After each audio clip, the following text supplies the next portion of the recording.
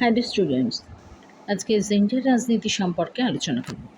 Gender রাজনীতির উদ্ভব প্রসঙ্গে বলি যে রাজনীতির উল্লেখযোগ্য উপাদান হিসাবে ক্ষমতা, কর্তৃত্ব, আধিপত্য প্রভৃতির কথা বলা যায়।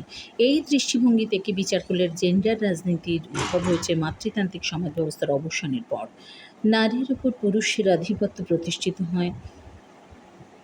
এই আধিপত্যাধীন হওয়াটিকেই নারী সুলভ বলে গণ্য করা হয়। কৃত্রিমভাবে নারী পুরুষের মধ্যে বৈষম্য করা হয়। পুরুষের ক্ষমতা, কর্তৃত্ব, আধিপত্য প্রতিষ্ঠিত হয়েছে বিভিন্ন প্রাতিষ্ঠানিক ব্যবস্থা ও মতাদর্শের মাধ্যমে, এবং এই সমস্ত প্রাতিষ্ঠানিক ব্যবস্থা ও মতাদর্শ পুরুষের সৃষ্টি। এই ধরনের বহু এবং বিভিন্ন প্রাতিষ্ঠানিক ব্যবস্থা ও এই মতাদর্শ বর্তমান। পিতৃতান্ত্রিক ব্যবস্থায় জেন্ডার রাজনীতি। পিতৃতান্ত্রিক ব্যবস্থা জেন্ডার রাজনীতি কর্তৃত্বমূলক এবং বৈষম্যমূলক ব্যবস্থার বহিঃপ্রকাশ পরিলক্ষিত হয়। পিতৃতন্ত্র হলো একটি প্রাতিষ্ঠানিক সাংস্কৃতিক ব্যবস্থা। এ হলো নারীর উপর পুরুষের কর্তৃত্ব কায়েম রাখার এক ব্যবস্থা।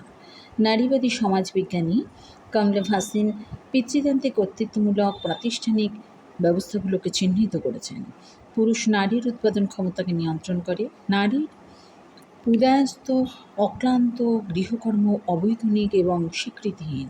নারীর গার্হস্থ্য শ্রম সামাজিক উৎপাদনের অংশ হিসেবে গ্রাহ্য হয় না। নারীর প্রজনন ক্ষমতাও পুরুষের নিয়ন্ত্রণাধীন। পরিবার পরিকল্পনা ও আনুষ্ঠানিক বিধি ব্যবস্থা পুরুষের নিয়ন্ত্রণাধীন। নারীর যৌনতার অধিকারও নারীর নয়, পুরুষের নিয়ন্ত্রণাধীন।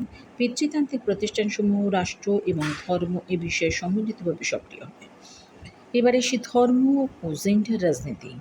জেন্ডার রাজনীতির প্রাতিষ্ঠানিক ব্যবস্থায় নারীর উপর পুরুষের কর্তৃত্ব ও বঞ্চনামূলক ব্যবস্থাকে অর্থবহ করে তোলার ক্ষেত্রে ধর্মের ভূমিকার কথা বলা যায়। এই আধিপত্য ধর্ম নির্দেশিত।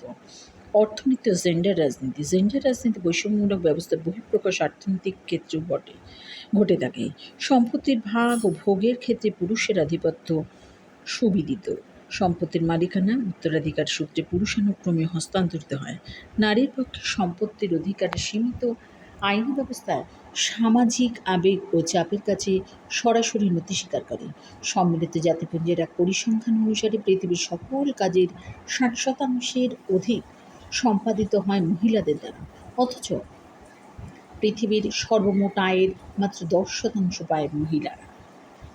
এবার এসে জেন্ডার রাজনীতি ও রাজনৈতিক অংশগ্রহণ।